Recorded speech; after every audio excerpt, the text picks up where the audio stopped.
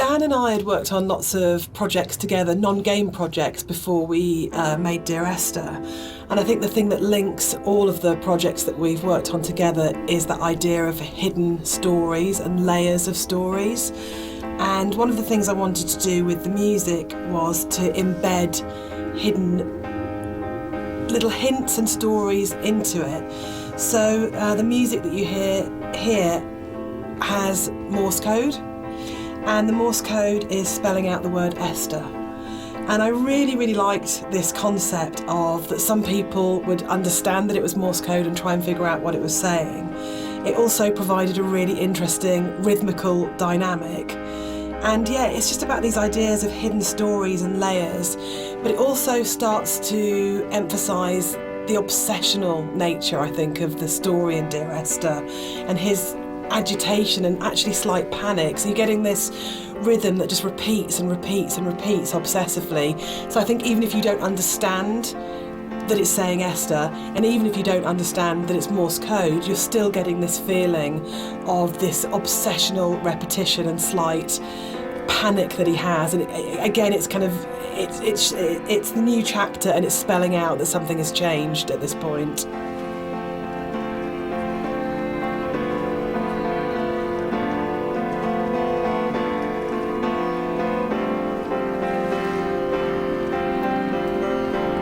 It's probably the level which has changed most from the original mod. I think it's much bigger than the final level in the mod. And one of the major changes in there is in the original mod, the whole side of the cliff face was covered in painting and writing, and a lot of that moved inside to that corridor in the caves where it's really obsessionally painted on. And it was really, we spent so long on that because we were trying to get it looking right, because it's one of those really interesting examples where I loved the image and the idea that you've got this guy painting the entire side of a mountain with words and symbols and things.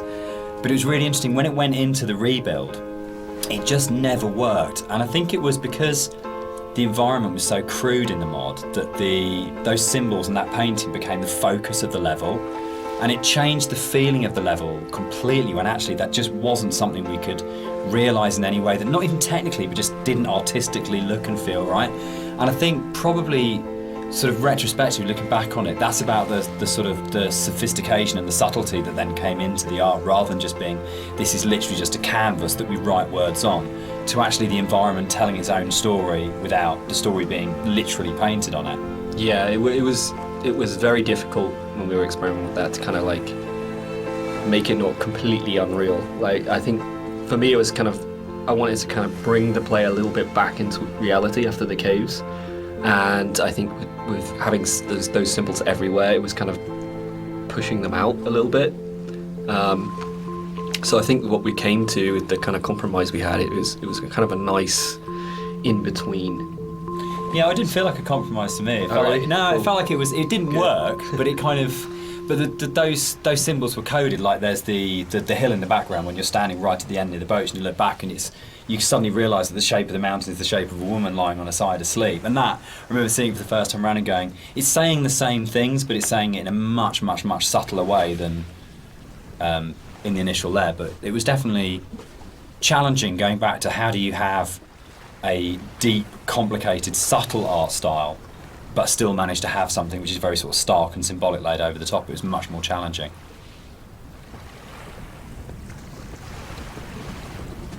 I think one of the most fascinating things for me about planning this director's commentary has been that in previous years, when all the three of us have talked about Dear Esther, we've talked about the interpretation of the player, but actually going through this together, post having made it, we're still surprising each other. Yeah, and I think that's really, really interesting for me, because it shows that we left interpretation for each other, and that we trusted each other actually just to get on with it.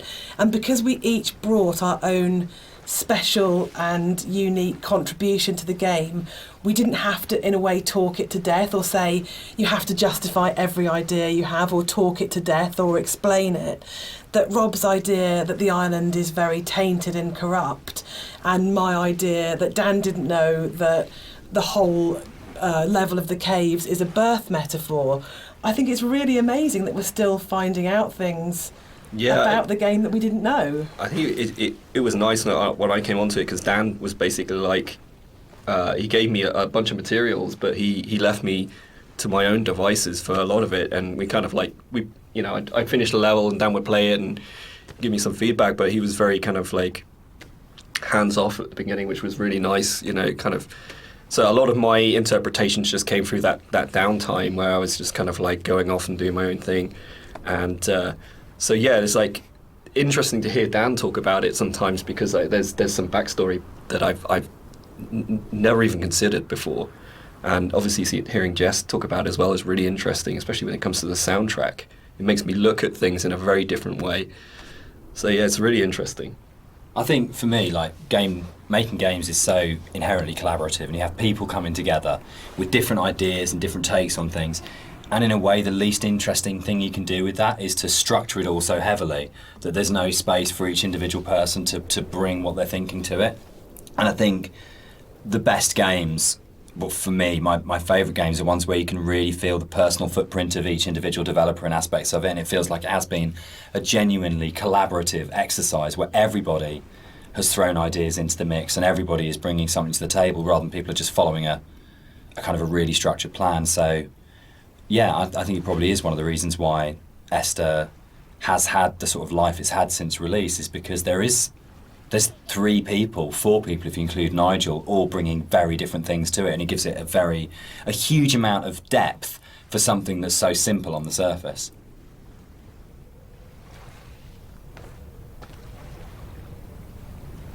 I've been on holiday to Greece lots of times, and one of the things that I always really responded to emotionally was those shrines that you see on the road, and sometimes they're dedicated to saints, and sometimes they're to markate where an accident has taken place. So you'll get photos of the deceased person and flowers and candles, and they'd always really touched me. And so I said to Rob, I think it would be amazing to get these into the game somehow, and then Rob took that idea and ran with it, and I think they're so successful and they're so beautiful and they're really moving. And I think it's because you had this elemental scale, you have the island and it's huge and you have that scale, and all of a sudden you come around this corner and it's absolutely brought back to the human scale again and to that relationship of the individual. And I think the other thing that it does really successfully is it's a kind of magic realism, because there's no way that you could have all those amounts of candles lighting your way. Who's lit them? The island is empty. Who's put those shrines there? But I just think it's a really lovely bit of environmental storytelling, actually.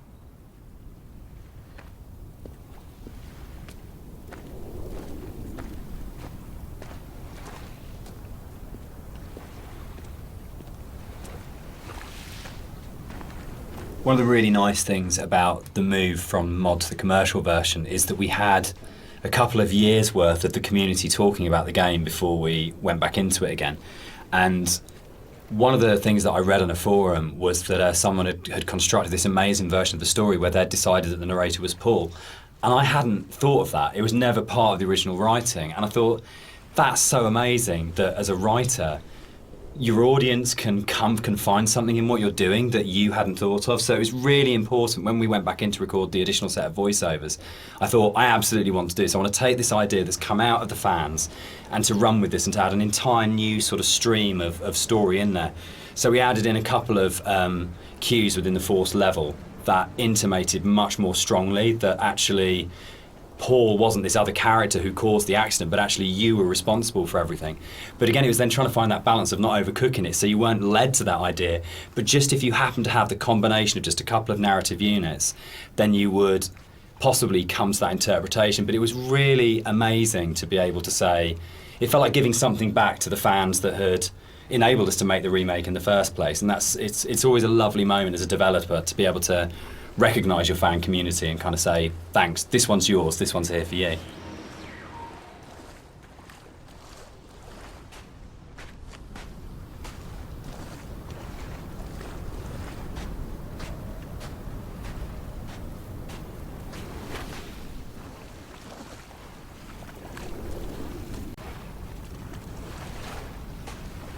What's fascinating to me, Dan, is that you're an atheist, but each of the 3 games that we've made are so strongly about religion, either the language or taking allegories and stories.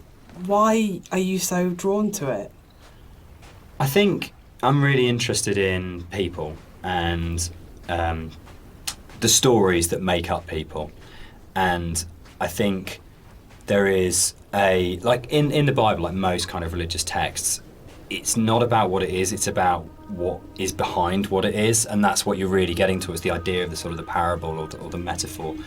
And it really felt like, particularly with Paul on the road to Damascus, is a story that many people know and we can understand, and it's about redemption and consequence and guilt and transformation and who you really are and what that means. And it felt like just a really strong, powerful way of making it very accessible, the narrator's kind of inner turmoil, in a kind of a story that we know really well. And there's a universality to those kind of questions that, whether it's, Christianity, whether it's Islam, whether it's kind of Buddhism, that they're asking very broadly similar questions. What does it mean to be human? What does it mean to be a good person? How should we behave to each other? How should we feel about the world we're in? And it's a really powerful way of speaking to a lot of people. And I think that's always been really important as well, is that it's about saying, no matter who you are or what your kind of like outlook on life is, whether that's faith-based or secular, that we are all effectively asking the same questions. And that's why I think all our games kind of tend to be around those questions.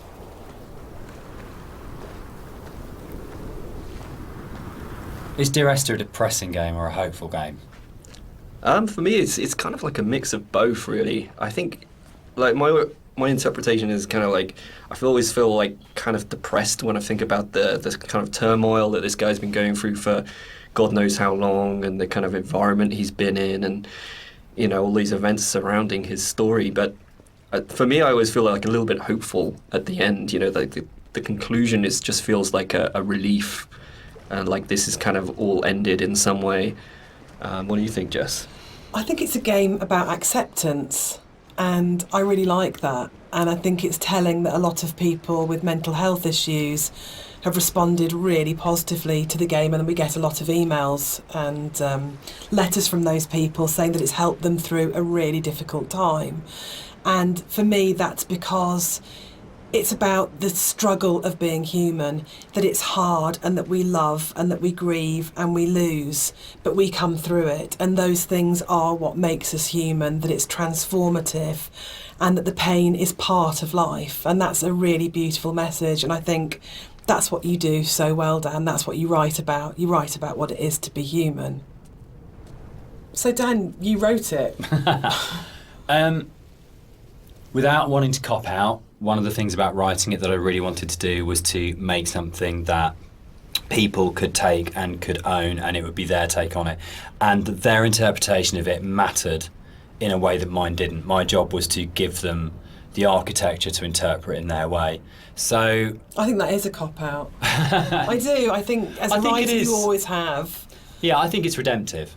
But I don't think the redemption is as cut and dried as it's all okay at the end. It's not okay at the end. But there is a release, there's an escape, that bad times will happen, but they will end. And they won't always end positively, but they will end. And that's I think, the redemption of it, of saying that things are never easy. This too shall pass. This too shall pass, which my mum always says, and I think that's probably the motto of the Chinese room, yeah, actually, absolutely. Isn't it? Like, I don't think it's as kind of openly positive as, say, Rapture had a much more strongly positive end. I don't think Esther has. I think it's much greyer than that. But I think fundamentally it's about coming to terms.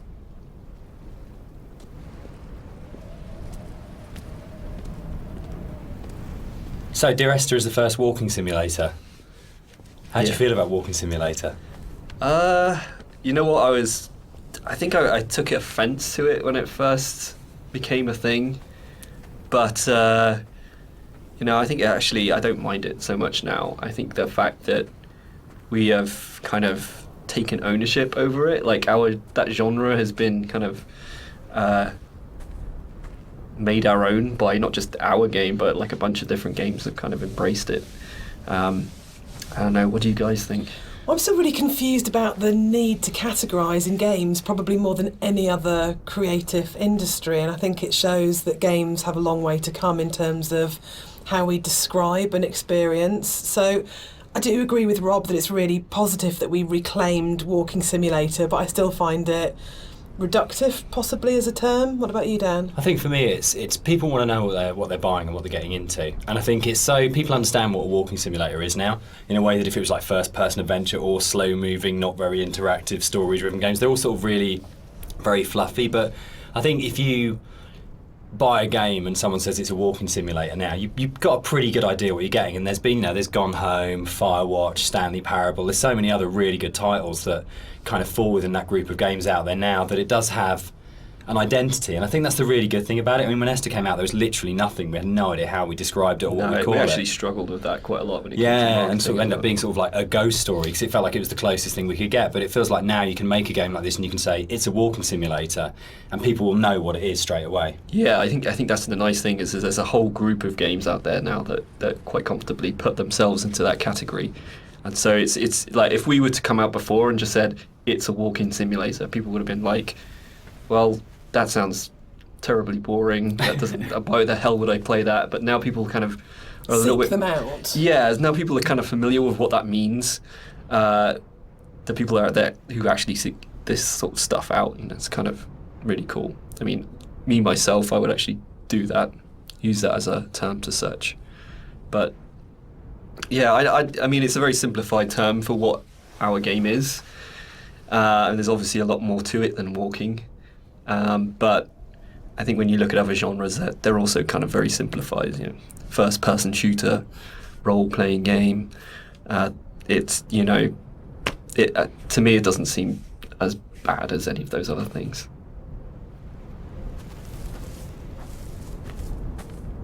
There's a bit of an illusion of simplicity with games like Dear Esther that people kind of assume because there's not a lot of mechanics and there's not much going on in that sense that they're easy to make. And I think actually it's kind of the opposite in a way, that because they're so simple, everything is exposed and everything has to be exceptionally good for it to work, because you're carrying a player's experience on a fairly sparse, minimal kind of framework, and that really means that every aspect of it has to be produced at a really high quality and has to be done with a lot of passion and a lot of thought. There's nowhere to hide in a game like Esther, and that's something which I think carries through to the best games of this type. You can see with all of them there's a real commitment to kind of depth and a really intelligent way of approaching design, and a real kind of trust in the player and a real assumption that players are smart, imaginative people who want experiences. It's not a game that it's easy to just knock off or to do with any kind of lazy attitude. You have to be really, really passionate and care a great deal and put an awful lot of thought into it if it's going to work.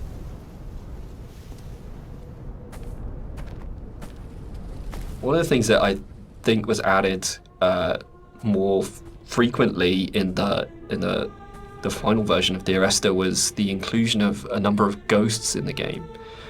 These are not like ghosts that you'd see in a normal horror game. They're just very loose silhouettes that you'll see around the island, usually like quite a distance off or just kind of somewhere that you'd barely see it out the corner of your eye.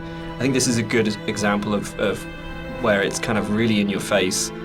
And these are kind of just something that we put in to kind of not just bring some unreal elements to the island, but something supernatural as well, something that's kind of beyond this world, something kind of unsettling. And yeah, a lot of effort's been put in to make these things very subtle. I didn't really want them to be like, I didn't want it to be a ghost story, so to speak, but I just kind of wanted to bring some of this supernatural element into the game, and this area is probably one of the most prominent because you can see it just before you go down into the gully here, and I think it's really one of my favorite scenes just because of it being so spooky, so unreal, and so interesting.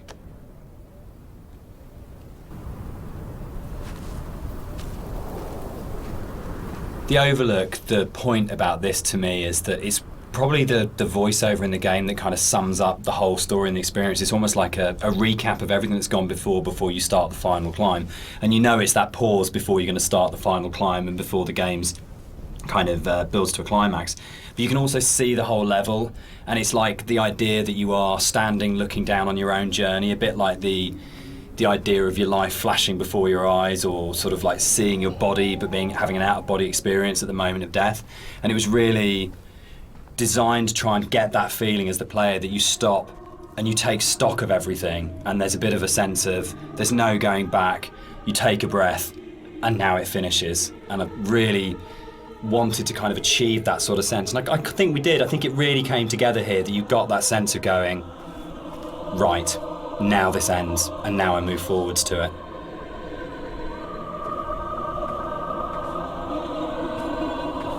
So here it kind of, the environment becomes a little bit more surreal again.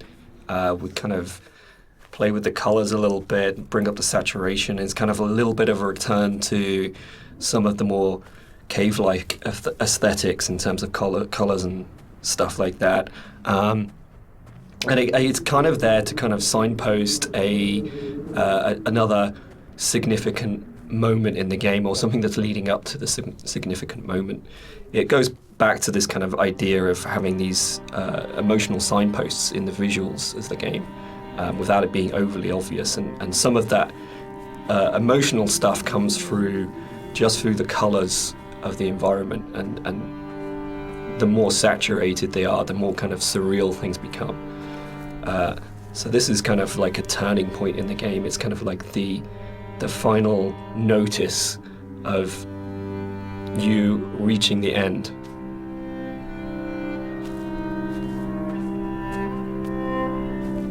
The music that's playing here is a repeat of another cue, and originally we hear it played on the piano, and the string quartet take on the piece here. And it's one of those really nice instances where we were in the studio and I had this idea of how it was going to sound, and I thought it was going to be quite full and rich and full-bodied. And then one of the string players said to me, this is wrong actually for what we're playing. And they said, let's strip out all the vibrato, let's play it in a really Scottish, plain style. And it absolutely transformed that piece, and it's one of the really special things about being a composer, is that you get to collaborate with people who come fresh to it. So you have this preconceived idea of how it should be, and then they say, no, why don't we turn it around and think about it like this? And it absolutely fits and works for that scene, because what we're getting at this point is a sense of fragility, of an ending, and it's almost reminiscent of a funeral procession. It's slow and it's dirge-like. But yeah, it was just a lovely moment where they gave something of themselves, and that's what's amazing about working with live instrumentalists. You're never going to get that from a sample.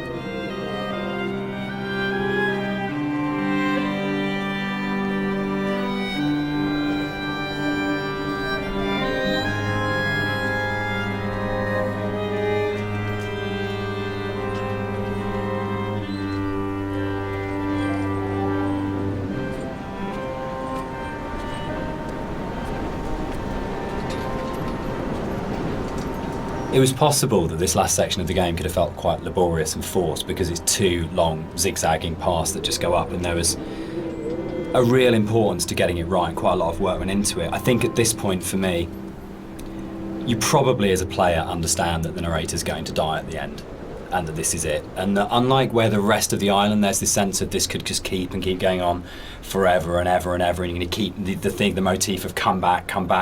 But I think when you set on this path, we really wanted to have that sense of, this is it, this is the last time you're going to walk these paths, this will end now. And that sort of idea of going, you're kind of climbing towards your death, but you're also moving towards a point where that glimpse in the caves where you see the motorway and you go, I understand what this is about. For me, the whole path up the side of the mountain is about saying, it's okay. It's that kind of starting to kind of release it and go, it's kind of okay that Esther died. It's kind of okay that the accident happened. I know that I'm going to die. I know that this is going to end. and I know that there's nowhere for me to go apart from follow this path, but that's all right. And it was very sort of hard to kind of try and find that subtle mix between the dread of it and the acceptance. It's where the positive and the negative and the kind of the loss and the redemption really start colliding for me. At least certainly that was what we were trying to achieve with it.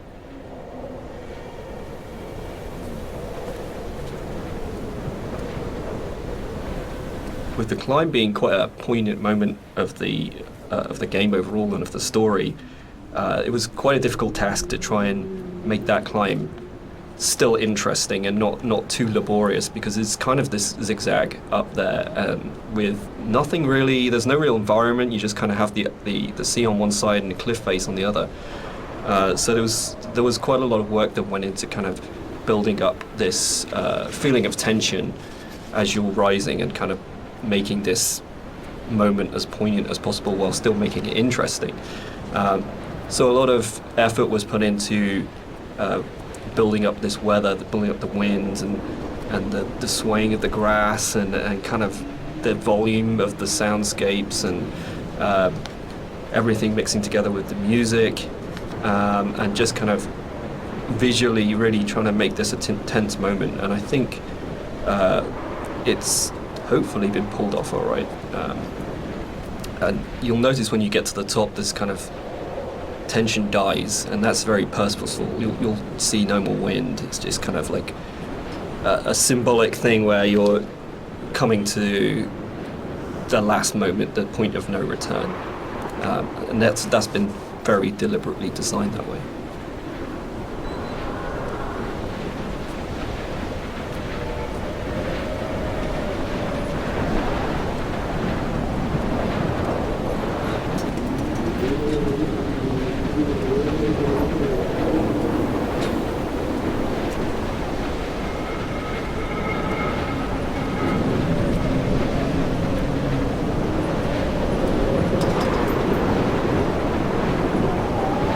We had a lot of debates, didn't we, about the ending of the game and whether the player should retain control or whether it was okay to go to a cutscene at this point. I personally don't mind it. I actually actively like it because I think it works really well as a metaphor for loss of control at that point. Dan, I know you're not as keen. Yeah, I'm not. I would have loved the player not to have had control taken away from them, but to me it was a balance between two evils: the evil of having a cutscene and the evil of the player accidentally falling off the ladder halfway up and destroying the ending. Yeah, I agree. I think we tried a few different things, and the tech at the time just wasn't, the ladder tech at the time just wasn't there. So, and the other thing for me was pacing. It was making sure all the music, the voiceovers, the timings and everything were perfect for that final jump off point. And just letting the players kind of noodle around going up a ladder for what may have been like 7 minutes, because it's a tall tower, was kind of an impossible task.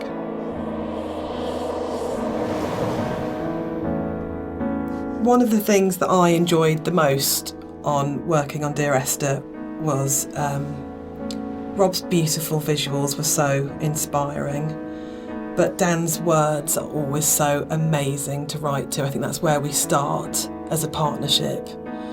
And the music at the end was so easy to write because that last voiceover, it's the pinnacle of the writing to me, as it should be, because it's the last VO, so you would have failed if it wasn't good, but it is just so beautiful and moving.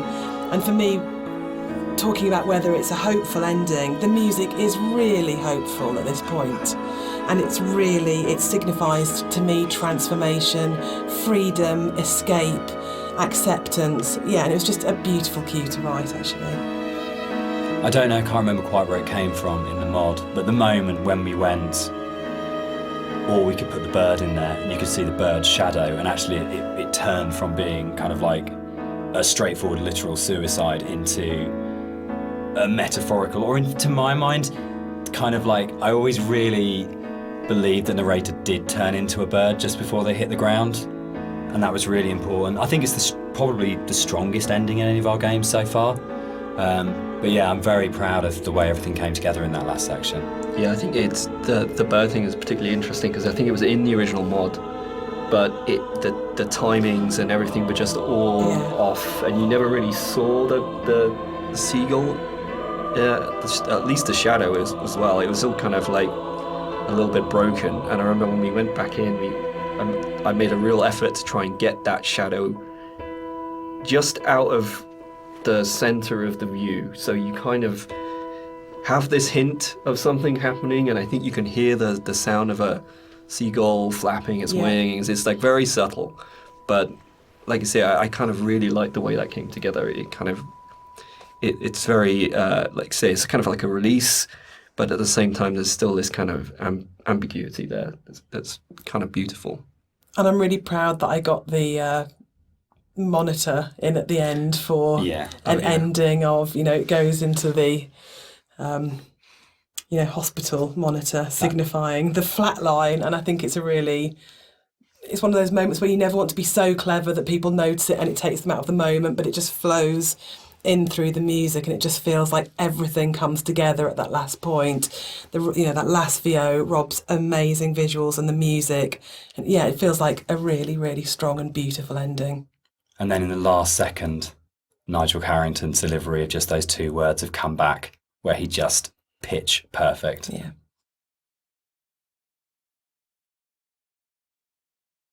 So that's the end of the director's commentary. We'd just like to say a big thank you to everyone for listening. We hope you've uncovered some secrets and some facts that you didn't know about the game before. We'd also like to say a huge thank you for buying the game, and for all our fans who've been behind us and been behind the game and have kept it alive all these years. It's a real privilege that it's still out there, still such a title that people love so much. Yeah, and we're really looking forward to the future and what we can create coming up next. Thanks for listening. Cheers. Bye.